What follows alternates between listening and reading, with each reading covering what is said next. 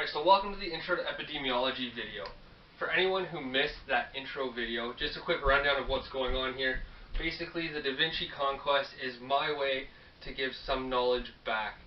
It's my attempt to take some of the stuff that I've learned. I love learning things across a multitude of subjects. I figured there's people out there that love to learn just as much as I do. I'm trying to centralize the stuff that I've learned into one area so that people can kind of get a vast diversity of stuff that they can learn. One of the things I did say in the intro video, before we dive into all of our subject matter here today, whenever I teach something, make one of these videos, I always try to talk about the stuff that I've referenced, the material I've referenced. That being, I'm never going to present something that I can't reference from a book or a journal article. This is just to lend credibility to the stuff that I'm talking about. That way, you at home, you know that I'm talking about stuff that has been investigated, it's been peer-reviewed, it's not something that I just thought would make sense. It's all grounded in scientific evidence. If there's anything I ever do say that someone's questioning, check out the reference materials. If you have your own reference materials that you're like, hey, maybe this is a better source, I'd love to hear about it. Drop it into the comment section and I'll check it out. So, going on to this lecture, Intro to Epidemiology. For this lecture, I use the Epidemiology textbook, Epidemiology 4th edition by Leon Gordis. I use this book in my master's, use it to help write my thesis. I use it in my day-to-day job. It's that good. I never thought I'd take a textbook and be able to apply it to everyday works. This is the textbook that I like to use. As you can see, I've marked off stuff in there, so daily use. For this lecture, we're pretty much talking about chapters 2 to 4 in the textbook. This is just a basic lecture on basic principles. Essentially, what we're doing here is kind of the motivation behind it was, especially with the COVID-19 pandemic going on, we're hearing a lot of epidemiological terms being thrown out there, whether it's in a news article, a social media post, or we hear it on the internet, and they're not always used correctly. What I've noticed is people are using these terms to try and lend credibility to what they're saying, and it just might not be right. We saw that in a video that was published lately that got a lot of flack. I don't really want to mention it because I'm sure, if you don't know what I'm talking about, I'm sure you can find it. But these gentlemen were talking about COVID. They were throwing around terms that they either misunderstood or maybe were nervous when they were presenting, didn't use it right. They made some pretty provocative claims in the video. It got them in a lot of hot water. Luckily, there were people out there that caught the mistake and was able to point it out so that that misinformation didn't get spread to the general public without them being able to learn where things went wrong. The key goals of this lecture is essentially to give you the tools to be able to look at these news articles, these videos, social media posts, and be able to dissect them a little bit. Understand the terms that they're using, the numbers that they're throwing out, being able to recognize if they're comparing apples to apples or apples to oranges, and being able to draw your own conclusions from what's being presented, rather than having to rely on what that article or that newscaster or whoever is trying to present for you. So essentially just giving you a little bit of those critical thinking tools that you can apply to life right now, I'm going to say. So the first thing we're going to talk about when we talk about Intro to Epidemiology, we're going to focus on epidemiology here, so study of disease. When we talk about study of disease, we're looking at the public health aspect of it. So we're not looking at bacterial or viral disease in terms of how it works, what it's composed of. Those things are important as an epidemiologist, but not part of this lecture. I could go on for hours on that side of stuff. What we're going to start with is clinical versus subclinical disease. So what that is if I draw an iceberg here, and then again, I'm not really much of an artist, so bear with me. There's my iceberg, there's the water. So with an iceberg, we have this part that sticks out that we can see, and we have the part under the water that we don't see so well. This part above the water, this is our clinical disease. And I'm going to represent it visually a little different in a second here. So that's our clinical disease above the water that we see. Underneath the water is our subclinical disease, stuff that we can't see. When I say it's a disease that we can see, I'm referring to a patient being able to describe signs and symptoms, being able to take a reading like a temperature, stuff like that. That'll make more sense in a second here. So, the way I'm going to represent my clinical versus subclinical disease is we're going to use a triangle. The reason for this, and I'm going to come back to this once I kind of finish my triangle here, is you're going to see how you can progress through the triangle as the disease progresses. But for right now, here's my line. Above this line we have our clinical disease.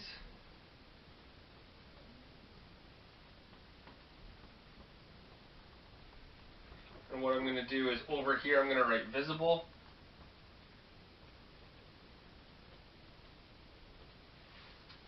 Underneath this line is our subclinical.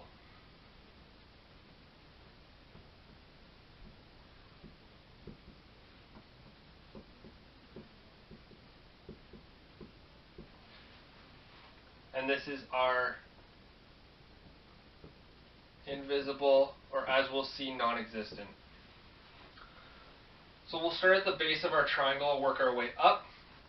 So in subclinical disease, we can split this into two parts.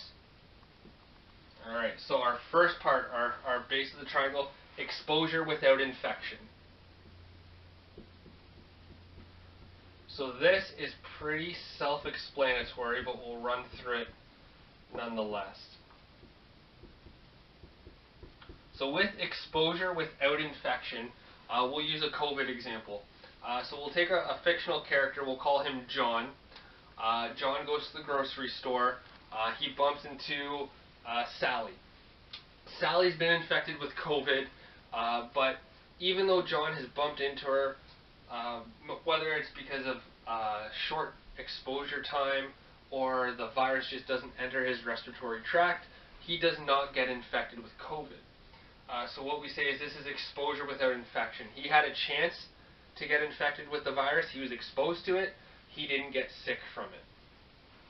Our next tier up that triangle is called asymptomatic infection.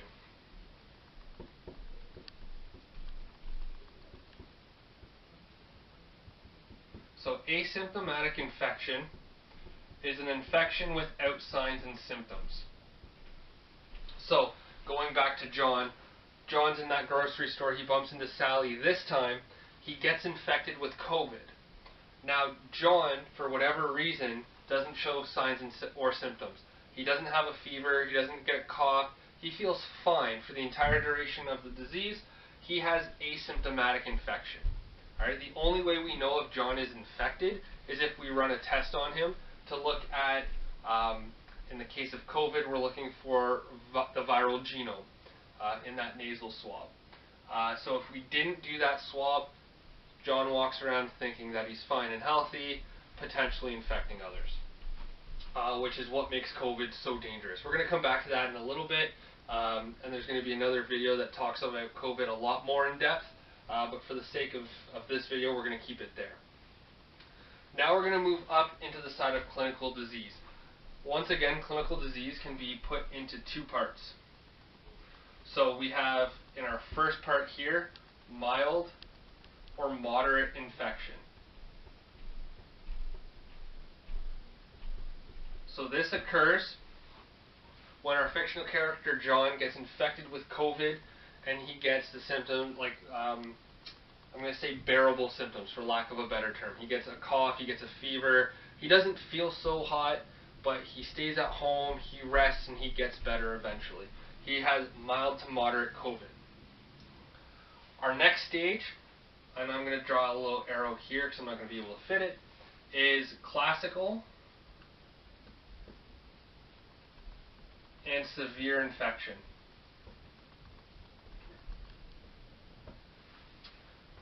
Keyword severe.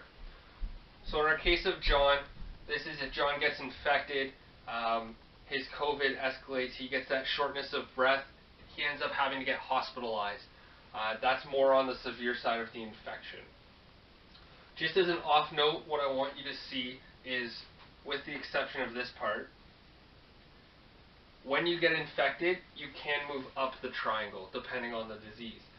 Now, COVID's a good example because it'll illustrate this. There's some people that get infected and they stay asymptomatic the entire time. The full 14 days that they're sick, or so we think, they are symptom-free, they go about life, it's as if they never got sick. Now, there are other people who get infected, they're asymptomatic for a time, which we're going to come back to in a second, called the incubation period, and then they progress to mild or moderate symptoms, or mild or moderate disease, I should say. They stay here. Most people, I should say, in regards to COVID, will stay mild to moderate, but there are going to be some that progress even further up that triangle to severe, and then even more that will progress to death. It's part of the progression of disease. Okay, so that's clinical and subclinical disease. Before we move on to our math component of the lecture, which we'll get to, it's not complicated math, but math nonetheless, we're just going to talk a little bit about incubation period. Okay, so next thing we're going to talk about is incubation period. What this incubation period is it's that asymptomatic period between virus onset, infection onset, and the display of signs and symptoms. So essentially what happens is, we'll use this little timetable here. So,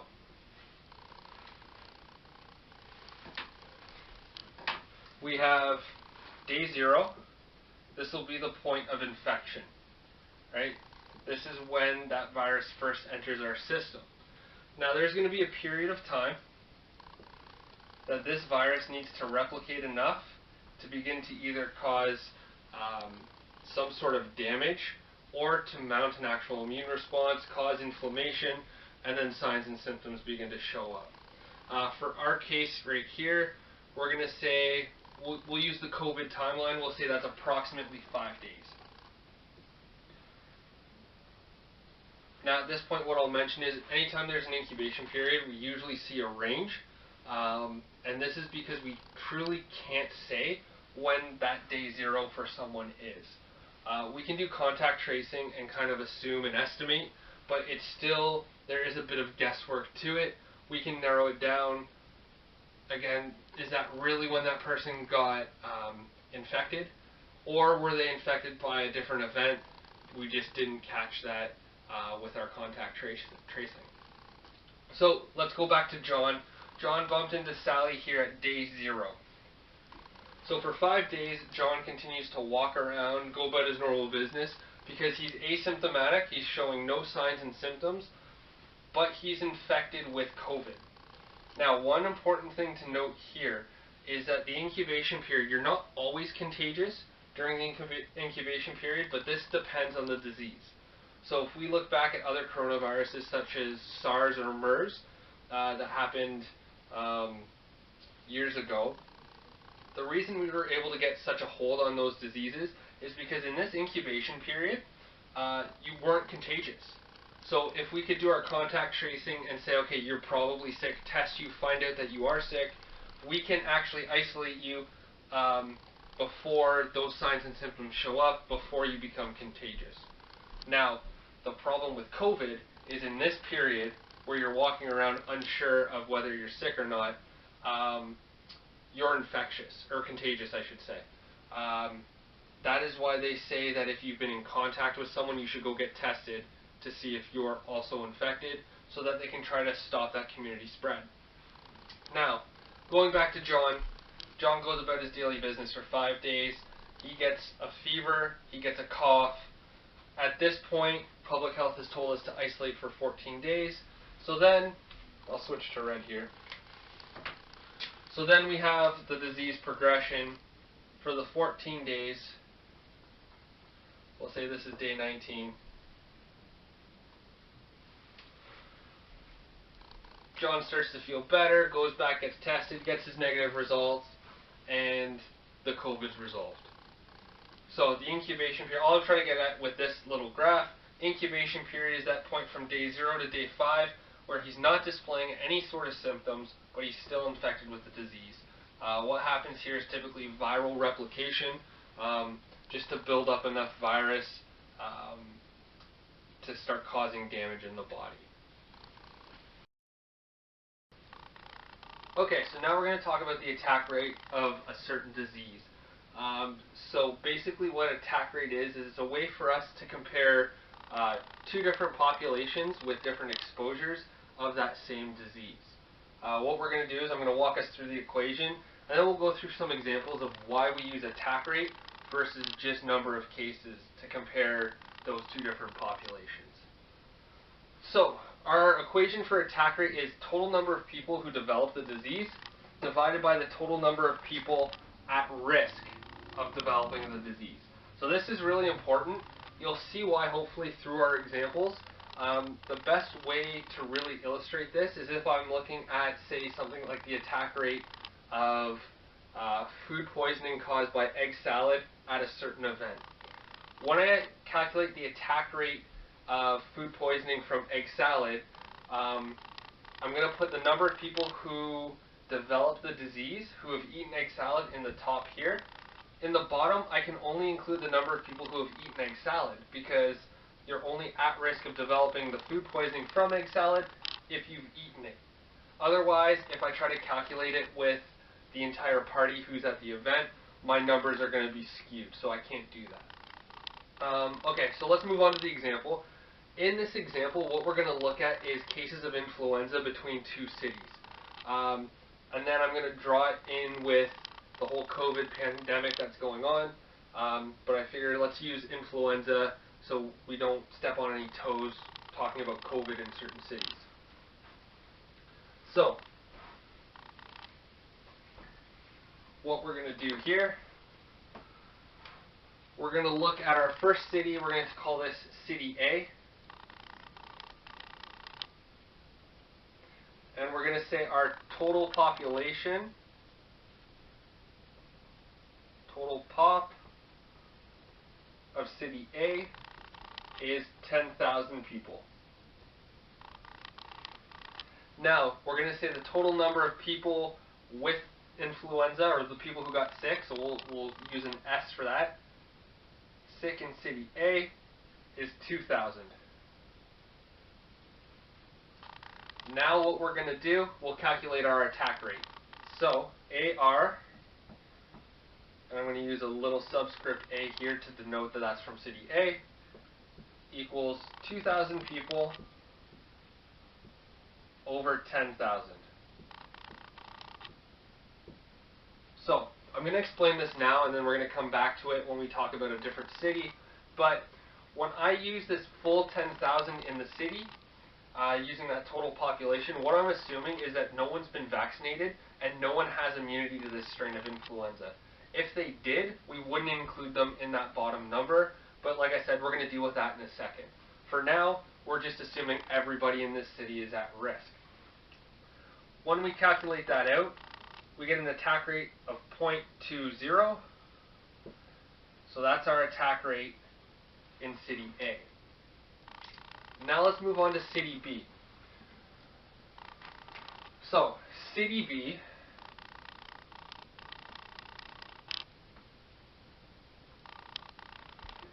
has a total population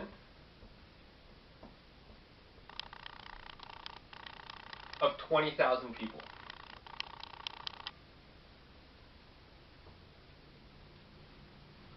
Total number of sick in City B equals 4,000. Again, we're assuming that everyone in this city is at risk of contracting influenza. So when we calculate our attack rate, we get 4,000 over 20,000.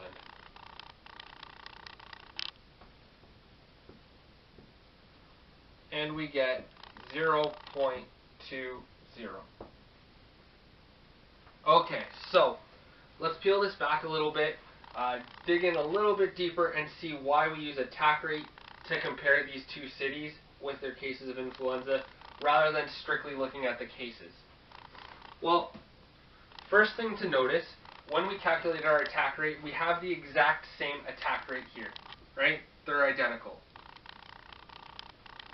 So, I'm just going to say I made this very easy to see.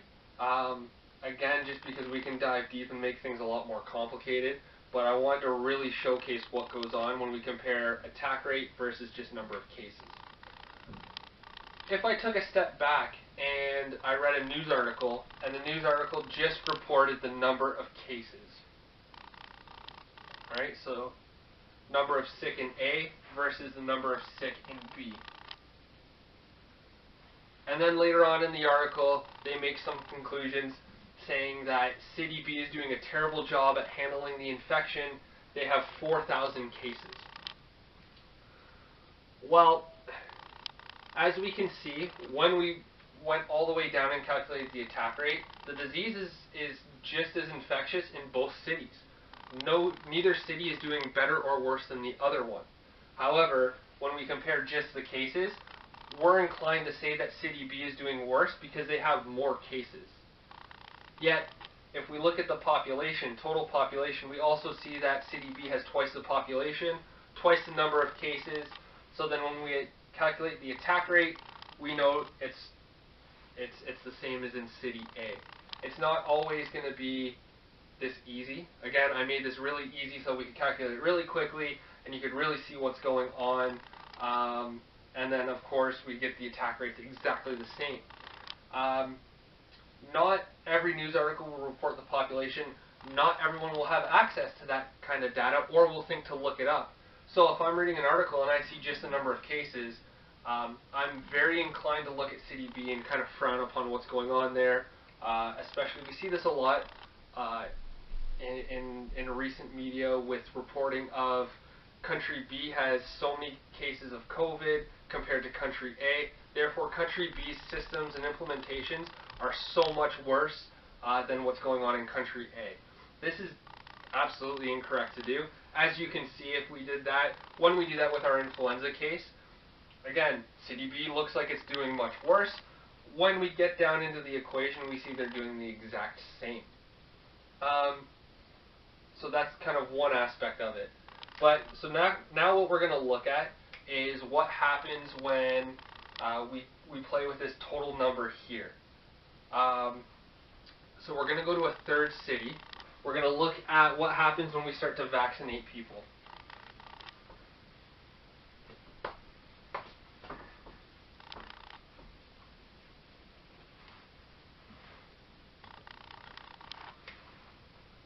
So we're going to look at our third city, City C. And what we're going to do is we're going to say the total population of our City C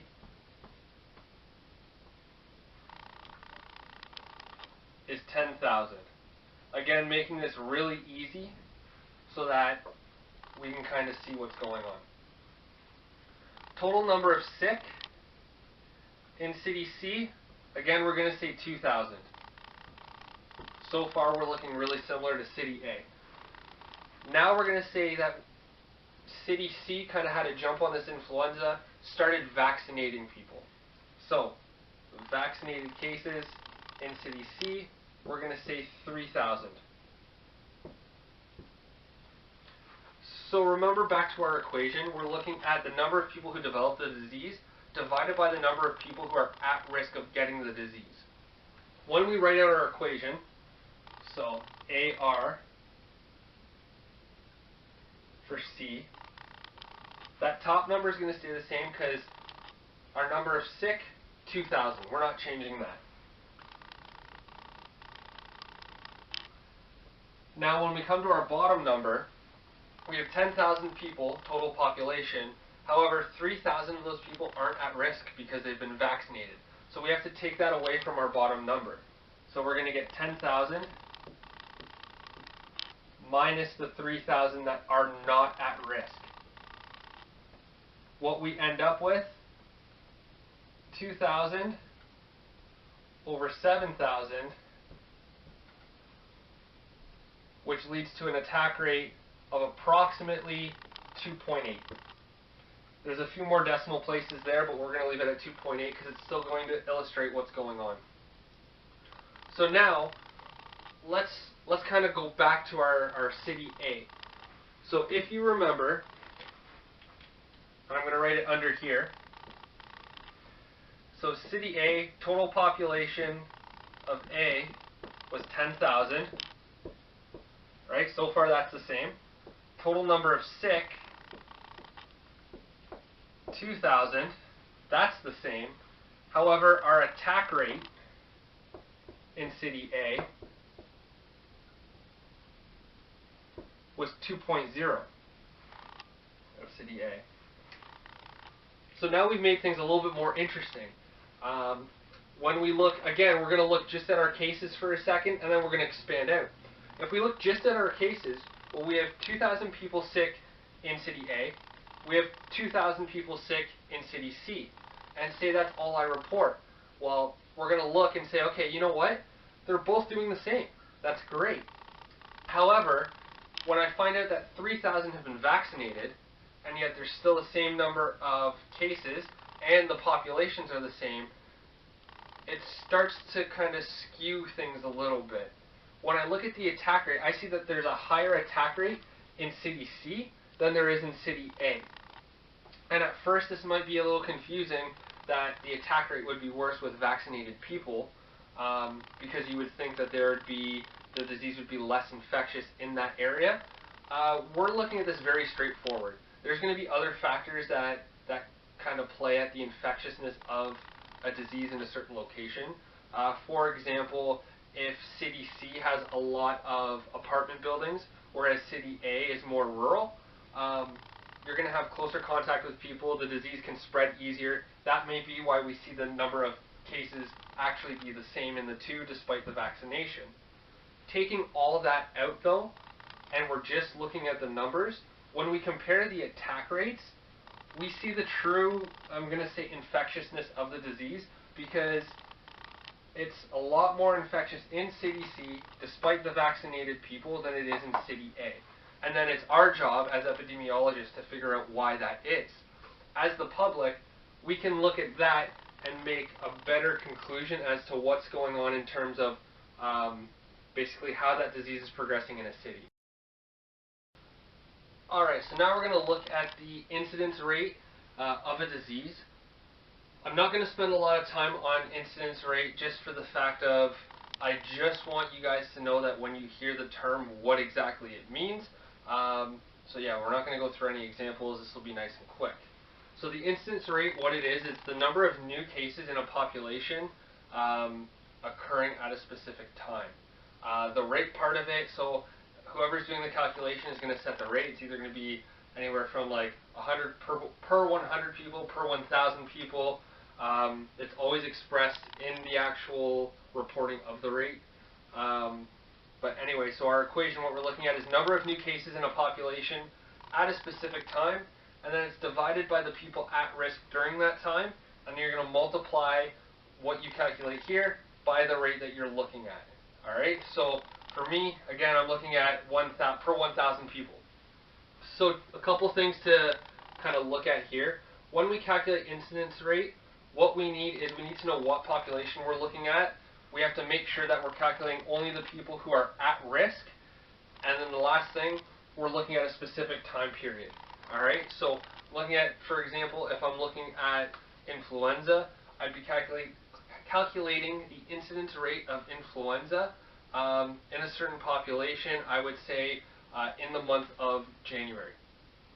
I have my specific time, I would have designated a population, and then I'll calculate it through depending on the rate that I'm looking for. Okay, so now we're going to talk about the prevalence rate of a disease. So, what prevalence rate is it provides us with a snapshot of a disease at a specific point in time. So with this one, we're not worried about new cases of a disease, we're not worried about who's at risk. All we're looking at is the number of people who have the disease in a population at a specific point in time. So unlike incident rate, just going back a little bit, we were looking at new cases, people who developed that disease in that specific time period. With this, we're just looking at who has the disease. So they could have contracted it if, say, we're looking at people in January with, we'll say, arthritis. What we're looking at is everyone in that population with arthritis. So they could have gotten arthritis back in September of the year before, but we're looking in January. As long as they still have arthritis, they get included in this. Bringing that to incidence rate, if they didn't develop arthritis in January, they're not included in the number. So, hopefully that made a little bit of sense. One other thing, prevalence and incidence, they relate to one another by the duration of disease. So basically what I can do is I can calculate my prevalence if I know the incidence rate and the duration of the disease. So all I do is I take my incidence rate, I multiply that by the duration of the disease, it'll give me my prevalence. For all case intensive purposes, all you really need to know what prevalence rate is, it's just the proportion of our population experiencing a certain disease at that point in time. So we'll go through a quick example after I run through the equation, and then we can move on to our next topic. So to calculate prevalence rate, I'm going to take the number of cases at the specific time in my population that I'm looking at, divide that by the total number of people in the population at that specific time, and I'm going to times that by the rate that I'm looking at. So in my case, per 1,000 people. All right, so let's look at a quick example.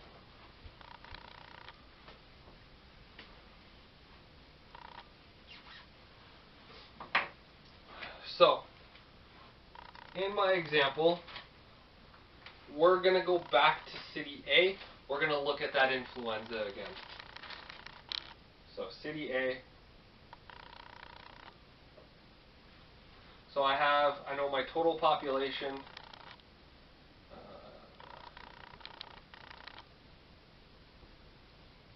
is 10,000. And so I'm actually going to look at, instead of influenza, because that comes and goes within a month, I'm going to say, for our purposes it goes away with a month. Let's look at something a little bit longer lasting. We'll look at a chronic disease. Let's say something such as Crohn's disease. Once you have it, you have it. So we're going to say the number of people in city A with Crohn's disease, so people sick in A, we're going to say that there is 1,000 people with this disease. And then we have to specify the time that we're looking at it. So we're going to say that this whole thing, we're going to say city A in January. We'll say January 30th is when we're taking this reading. So now we're going to calculate our prevalence rate from this. So prevalence rate equals our number of cases in the population, so 1,000. We're going to divide that by the total people in the population at that time. We have 10,000. And then we're going to multiply this whole thing by 1,000 because we're looking per 1,000 people. What I'm going to get, 0.10. Then I'm going to times this by 1,000. What I get is 100 people per 1,000 people have Crohn's disease in city A. That's how that kind of works out. Now, if I were to change this, if I said instead of looking at January 30th, now I'm going to look at, let's say, March 1st. All right, so we'll split this board. Now let's say I'm looking March 1st. We're looking in the same city, so we're going to assume that our population remains the same. Again, just kind of for ease of working with the numbers. But now what we're going to see is that our number of sick are going to change and how that changes our numbers. And I'm going to bring it back to incidence rate. So, total population is going to be 10,000. Sick cases.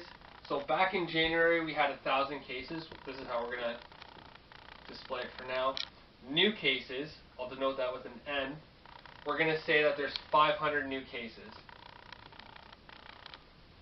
Okay, so what we have to do, if we were calculating incidence at March 1st, or in this time period, we have 500 new cases. That's the number we would use, just this 500.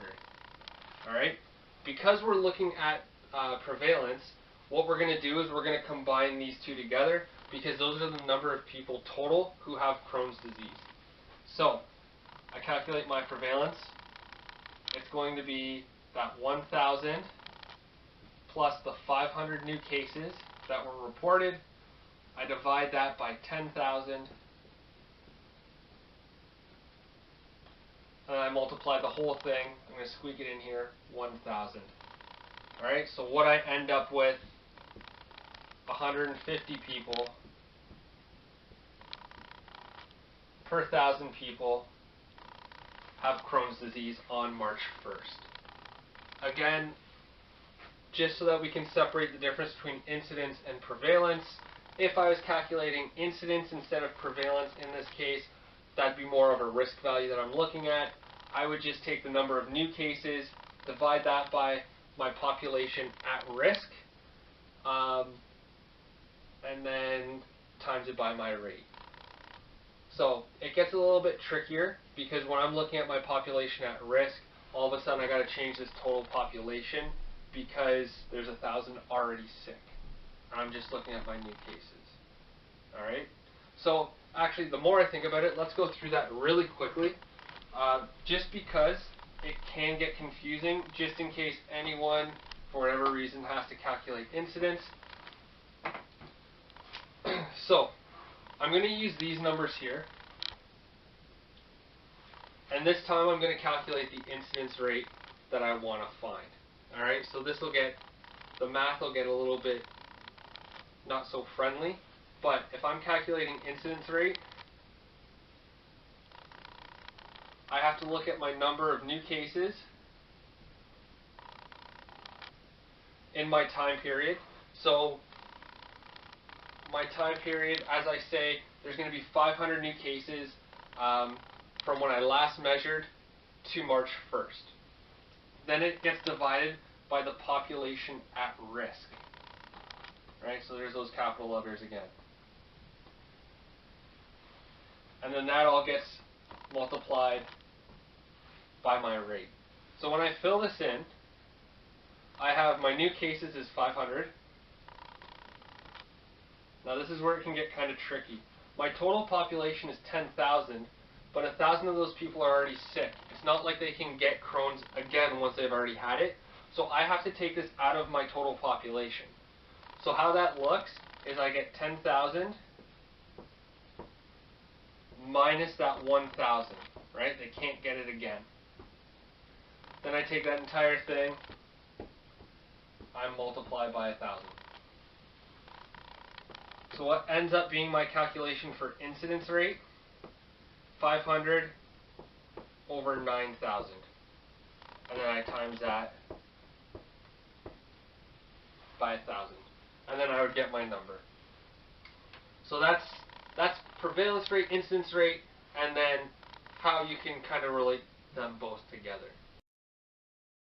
Okay, so we're going to tackle two birds with one stone for this one. We're going to talk a little bit about mortality rates now. So what that is we're looking at the deaths from a specific disease or from a cause. So the first one is our annual mortality rate. And what this is the number of deaths from a cause in 1 year divided by the population at mid-year, and it's going to be times whatever your rate is. Just like the other things where it's either times 100 people times 1,000 people. So yeah, one thing that stands out that I know I questioned when I first saw this equation is why it's taken at mid-year for population. That's just because it's an approximation. Population changes over time, so we want to get an approximation of the population over that year, so we tend to pick that mid-year point. One thing to note we can take the mortality rate for 1 year, for 5 years, for 10 years. That's up to you, as long as it's specified that specific time frame. The other thing we're going to talk about is proportionate mortality. And what we're looking at here is the number of deaths from a cause, a specific cause, and dividing that by the total number of deaths. So with this one, we have to specify a time and a location. We have to always define what we're looking at, right? So if I want to look at the number of deaths caused by, let's say, stroke, the proportionate mortality of that, I'm going to take the number of deaths from a stroke, let's say in the year 2019 in City A. I then divide that by the total number of deaths in 2019 in City A, and it's going to give me my proportionate mortality. This will give you a decimal, so it'll be like 0.15. If you times that by 100, you get your percentage. It'd be 15%. Alright, so last thing we have to talk about today is the case fatality rate. The case fatality rate looks at the number of people with the disease who are dying from it out of the total population with that disease over a specific time period. So the way that we calculate this is we take the number of people who died from that specific disease at whatever time frame we're looking at and divide it by the total number of people with the disease at that time. So this is a way we can see how lethal a disease is by the numbers.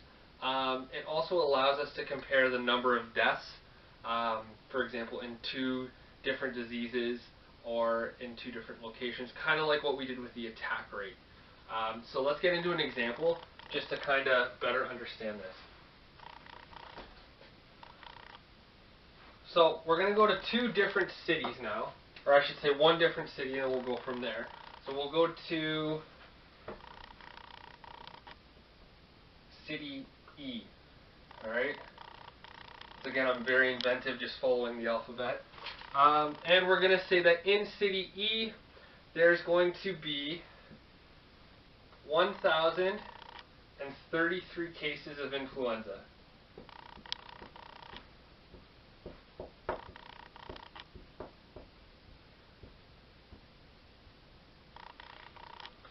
Of that, we know that 27 people died. And we're going to say that this is during the 2018-2019 flu season. Now what we want to know is what the case fatality rate was of influenza. So all we do is our case fatality rate is equal to the number of people who died during that time, 27, over our total number of people who had that disease, 1033, and what we're going to get is we're going to get 0.026.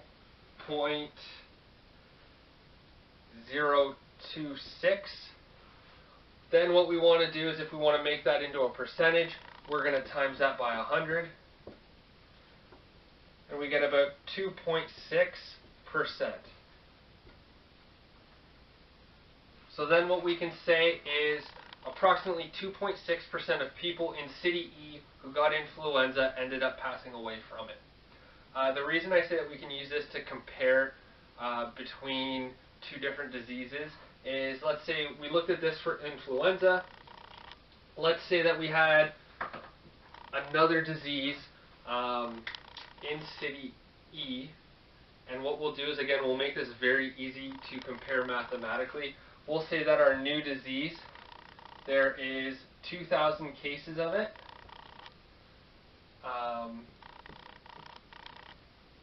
And at the end of the day, we had 40 deaths.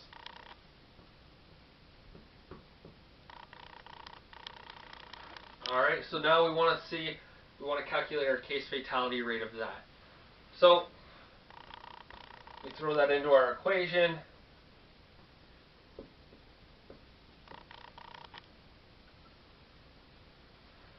And we're going to end up timing that by 100. What we're going to get, 0.026. to 0 times 100,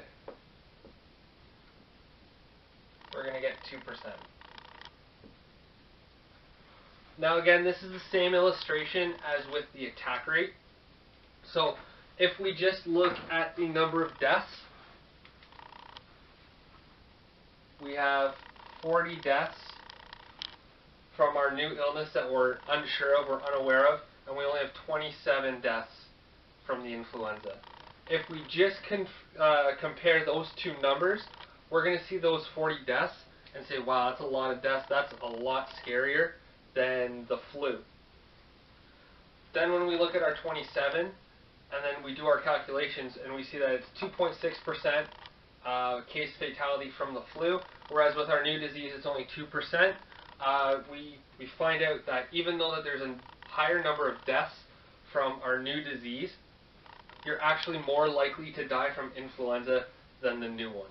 And that's why we're going to use case fatality to compare between the two, rather than just look at our total number of deaths. A lot of times there's a lot more going on behind the scenes than just that number of deaths that's reported. So we have to look at the total number of cases, the number of deaths from that disease, and then calculate our way through. Alright, so that's it for our video on the intro to epidemiology. Some of the things we covered, just to kind of recap. So we talked about clinical and subclinical diseases. We talked about the incubation period, attack rate, incident rate, prevalence rates, annual and proportionate mortality, and then case fatality rate. So hopefully that what you guys got out of this video, you picked up some tools so that whenever you see like a news article, you see a video, social media post, or just talking with your friends, you're able to dissect a little bit into the numbers that are being shown to you. You can pick apart the conclusion that people are making in those articles, and just gives you a better understanding of what's going on out there. Like I said, especially with that attack rate and case fatality rate, a lot of times the numbers that we get presented are stuff that they want us to see and then think about that stuff. So especially in attack rate, that number of cases thing that we saw, where it doesn't tell the whole story. Yet that's the numbers that we're getting in the media, and then we're drawing conclusions based on that. Hopefully now you can kind of see that that's not the end of the story. That being said, if you liked this video, and I hope that you did, please hit that subscribe button, follow the channel. We're going to have a lot more videos coming out your way across a whole bunch of topics. I'm working on some physics stuff, some biology. There's one right now that I'm working on finishing up on viruses, virus structure. Kind of goes along with the whole COVID-19 thing. That being said, I'm also working on stuff like fitness and health. Videos on designing your own training program, so that if you guys have some goals but you can't go to the gym, or you might not have money for a personal trainer, you can kind of design your own thing and know what's going to happen. That being said, also some biomechanical stuff. There's just a bunch of stuff that I'm hoping to release very shortly. So yeah, please check back periodically, as those videos will be coming up. And yeah, the last thing, if there's a topic that you really want covered and I just either haven't gotten to it yet, or it's not even on my radar, drop it down in the comments below. I'll see it, I'll whip something up, and then I can release a video on it. And yeah, that way it might be something I didn't even think of looking up. I get to learn new stuff. I can teach it to other people to learn. You know, everybody's winning. So yeah, thanks a lot.